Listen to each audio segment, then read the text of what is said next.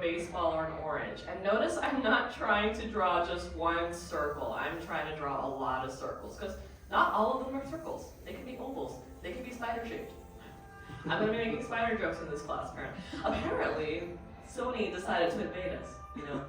That's their advertisement for Spider-Verse. Just think of it like that. We're going to take our circle and cut it in half right down the center. And then from left to right in the center again. So you should have 4 equal parts of your circle. Looks like a pizza or a big plus sign, a Disney plus. We're going to add in 2 more guidelines here. Take your top pieces of like pizza and add in these 2 diagonal lines. So it should cut them in half one more time. And that's the rough placement of Mickey's ears. His ears sit at a 45-degree angle, roughly. That's one of the rules animators have to follow. Another rule that they have to follow for Mickey's ears is that they are half the size of his face. So if you want to measure, you can measure out half of your circle, and that's how big you should make these ears. But if you're like, Dani, I'm too freaked out from the circle, or from the spider, you can just make them bigger rather than smaller. Because if you go too small with his ears, he tends to look like a bear cub or a chipmunk. And there you go, we drew Mickey Mouse, we're done. I mean, basically, right? The rules that those animators have to follow are for a reason. Because Walt Disney wanted Mickey's silhouette to be very recognizable.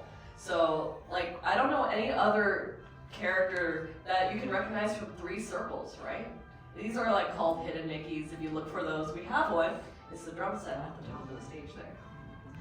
But now we can start adding in our facial features here for Mickey. I'm going to add in an oval for his nose that sits right underneath the horizontal guideline. And it's about the size of like a grape or an olive here. Now, everything has been very light, very loose, very sketchy up until now, but this nose, I know, is a final piece of my sketch. So I'm going to go back over it by darkening it in. This is called locking down your lines or locking down your shapes. So this is how we work without those erasers. So things like our guidelines, our original circle, they don't matter now that you've got a darker line over it because your eyes will naturally be drawn to those darker lines. You can even shade in the nose. It covers up some of the guidelines underneath. But we're going to give him a little snout line here. Just above his nose, sketch out this rainbow. This is going to make his nose have the illusion that it's coming out towards us. That's what art is all about, is creating illusions. We're magicians with pencils in a sense. We're going to give Mickey a smile here too, because who wouldn't be happy being the richest mouse in the world? But halfway between his nose and the bottom of your circle, wherever you pick, I like to place a little dot there. Pick that halfway point. And from that little dot, I'm going to stretch out a big letter U shape here to give him that nice big happy smile. Now with cartoons, we always like to exaggerate their expressions. And with this smile, there's 2 ways that we can exaggerate it. One way is by giving him what we call smile lines. 2 little rainbows over each side of that smile to cap it off and show that his smile's pushing up his cheeks. Yeah, we're going to give him a laughing smile, and that's by opening up that smile here. So you want to add another letter U that pulls down from the first one, and it's okay if it goes outside of your circle. Just be aware that if you pull it down really far, he might look less like he's laughing and more like he's yelling. Like maybe Mickey was on a roller coaster. But we'll see his tongue here on the inside. And for his tongue, they are 2 little rolling hills, 2 little rainbows that can either meet in the center or overlap a little bit, up to you. Either way works. And I like to fill in the back of the mouth. This is also a way of making things come forward or pushing empty space back, because we don't want to see what's going on in there. We just want to see the tongue. Now we'll give him his lower lip by adding in a stretched out letter U shape that follows the curve of the open mouth smile. This is called following your studied line. So you're studying this line here and following it in a different spot. Now the last thing we need for the bottom half of Mickey's face is going to be his cheeks. His cheeks are being pushed up and out by that smile. And I like to make his cheeks stick out a little bit from his face here. So I'm going to add in these like kind of bent out letter C's, tilted rainbows, and following the curve of my circle all the way back to his lower lip to give him like this very chubby cheek. It kind of looks like a stretched out candy cane. You can think of it as like a sideways letter J, maybe a hook. But these cheeks make him look very young, very youthful, even though this mouse is 94 years old. Yep, he'll be turning 95 this year.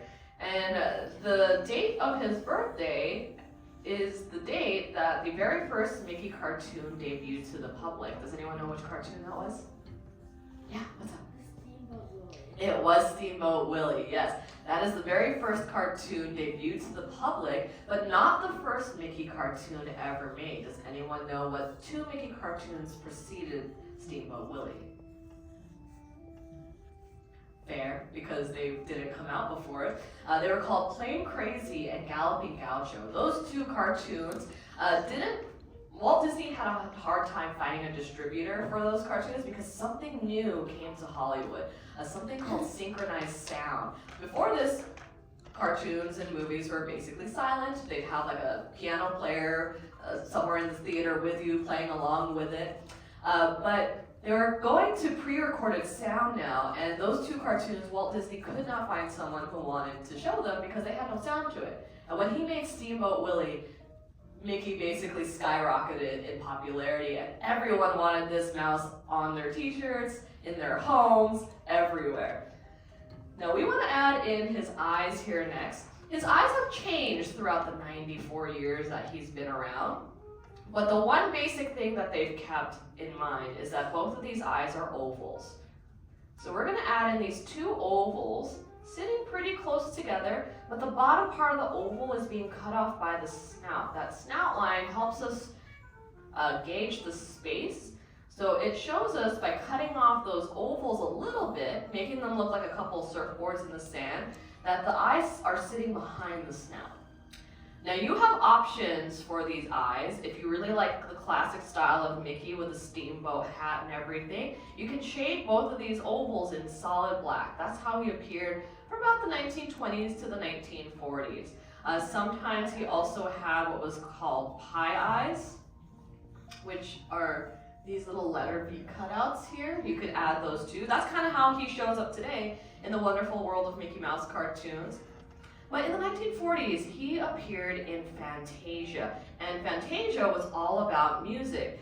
So he didn't have a voice to tell us what was happening in that scene of The Sorcerer's Apprentice, so he had to use his eyes for acting. And they made it easier by giving him these little pupils here. But you don't have to draw these pupils as these little ovals here on the insides. You could draw different shapes. You could draw hearts. You could draw stars in there if you want to. But just whatever you've drawn, make sure that it's really nice and dark on the insides. He did keep something from the days of rubber hose cartoons. That's what Mickey really is. He's a rubber hose cartoon. Those are cartoons that don't have bones, basically. They can do anything that the animators can imagine. I'm adding in what's called a character mask, this curvy letter V that stretches out and down on top of the cheeks for Mickey. That is what framed up his eyes when they were solid black, because everything was in black and white back then. So to make sure that you could still see his eyes, this frame kept them in check. It also worked as his eyebrows too. So if he was mad, the character mask would kind of push downwards here, or surprised, it would kind of stretch off of his face.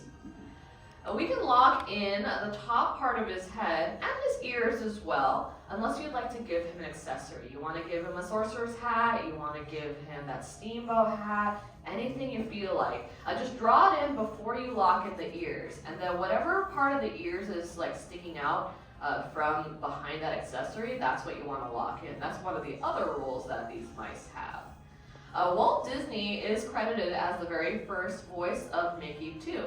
He could not find the right gentleman to play Mickey Mouse. He wanted him to sound a certain way, And he kept turning down actors or his other animators who were trying for the role too. And they finally said, Walt, you know how his voice should sound, so why don't you just do it, because you can do it.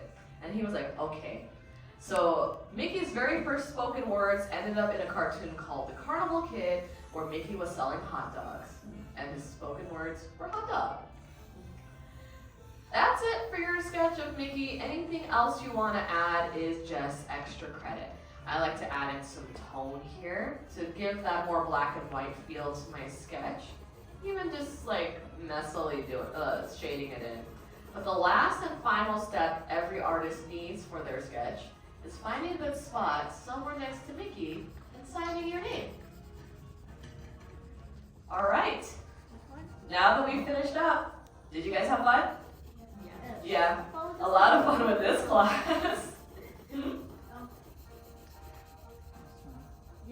Yeah, we've had fun. Well, I want to see how your masterpieces turned out. So on the count of 3, finished or not, let's turn them around and look at everyone's different sketches, all right? 1, 2, 3, let's see Mickey. Hey, these are looking fantastic. Everyone did such a great job with these. I love his really chubby cheeks over here. You have a really nice big expression there. He kind of matches you. Very nice. Excellent job all around. Give yourselves a big round of applause. You all passed the Animation Academy. Great job. Now these drawings are free to keep and take home with you as a souvenir. I'm going to leave you here with Andrew. He's going to help you on out. If we don't get to see you again for another class, have a great rest of your day, and class is dismissed. Round of applause.